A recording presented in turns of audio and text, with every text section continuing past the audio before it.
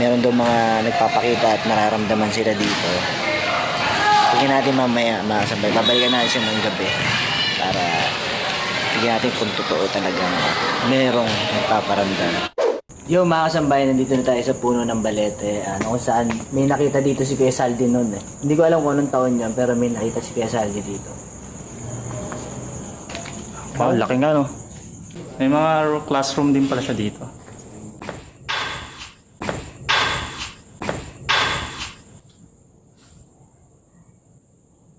Jay, narinig mo yun? Ha? Narinig mo?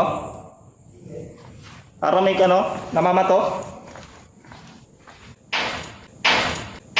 Oh? Hindi ko lang kung ano ng puno yun.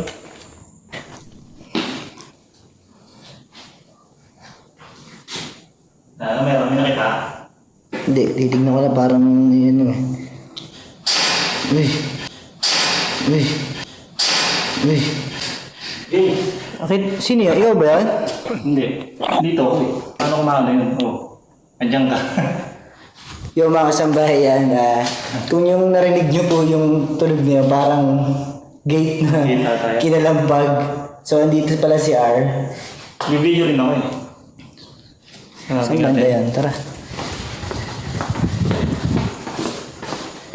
Dito yun eh, parang dito eh. Ito?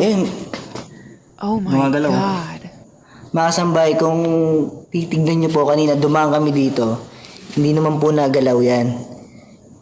Hindi po namin kayo intention takutin mga kasambahay Pero yan po, ebidensya po. May tao ba yun sa loob? Hindi pa rin siya natigil Nakatakot yung kanina. Bilang, kandena. Ay, padlock na gumagalaw. Dito mabigat yung dito mga kasambahay. Bigat ng pakaramdam ko dito eh. Sa pakiramdam.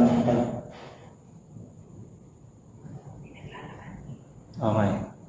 Pero okay lang yan mga kasambahay. Hindi tayo malatakot. Pero dito mga kasambahay Ang lababo.